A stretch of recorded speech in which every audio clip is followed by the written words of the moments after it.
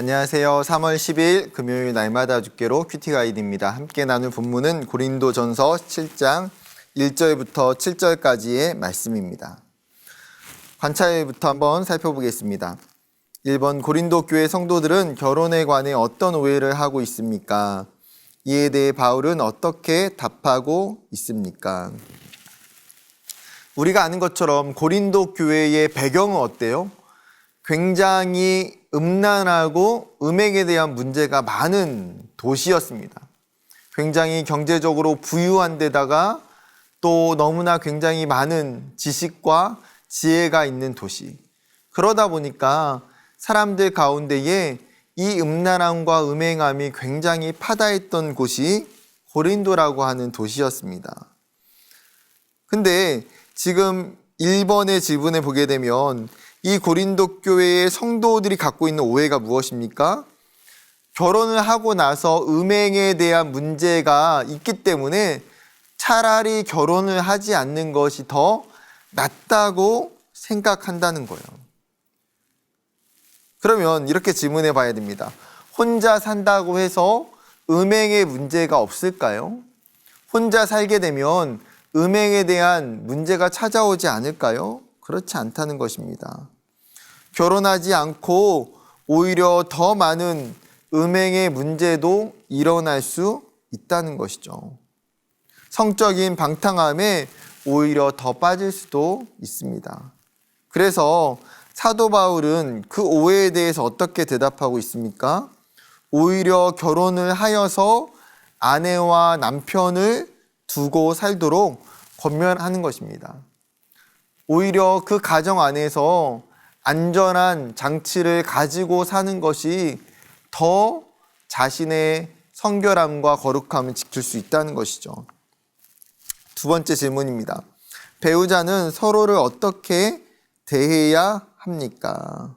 3절부터 5절에 보게 되면 세 가지를 이야기하고 있는데요. 첫 번째는 남편과 아내로서의 의무를 다하라는 것입니다. 결혼 생활에 대한 부부로서의 의무를 온전히 이행하는 것이 중요하다는 거죠. 그것은 단순히 성적인 의무를 넘어서 부부 간에 해야 될 모든 도리들을 의무를 다 하는 것입니다. 두 번째는 어떻게 돼야 됩니까? 4절에 보게 되면 서로 자기 몸을 주장하지 못한다는 거예요. 굉장히 어렵게 들릴 수 있지만 쉽게 말해서 이것이 의도하는 내용이 무엇입니까? 서로가 평등하고 그 권위가 동일하다는 거예요. 남자나 여자나 서로 평등하다는 거죠. 부부는 어느 누가 그 위에 올라 있는 존재가 아닙니다. 바울은 이것을 굉장히 중요하게 여기는 거예요.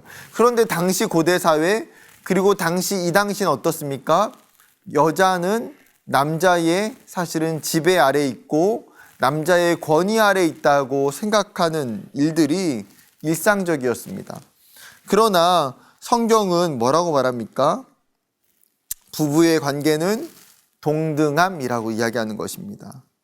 나의 남편과 나의 아내를 나와 동등한 위치와 존재로 용납해야 됩니다. 상호 존중하고 상호 복종하고 상호 헌신하고 상호 용납하며 책임지는 관계가 부부관계라는 것이죠. 세 번째는 무엇을 이야기합니까? 분방하지 말라고 이야기합니다. 부부가 각방을 사용할 때에는 사탄이 그 가운데에 쉽게 시험하여 찾아올 수 있기 때문에 분방하지 말라는 거예요. 예외는 어느 때입니까?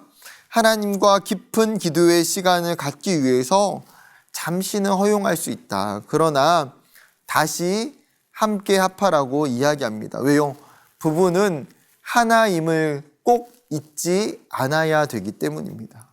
몸도 마음도 관계적인 깊이도 부부는 연합해야 한다라는 것이죠. 세 번째 질문입니다. 바울은 독신에 대해서 어떤 견해를 가지고 있습니까? 바울은 결혼에 대해서 찬성하지만 자신과 같이 독신으로 있는 것에 대해서도 명확하게 허용하고 있습니다. 그것이 결코 문제가 아니라는 거예요. 그것을 넘어서서 32절을 보게 되면 각각 하나님께 받은 자신의 은사에 따라 살아 가야 된다는 거죠.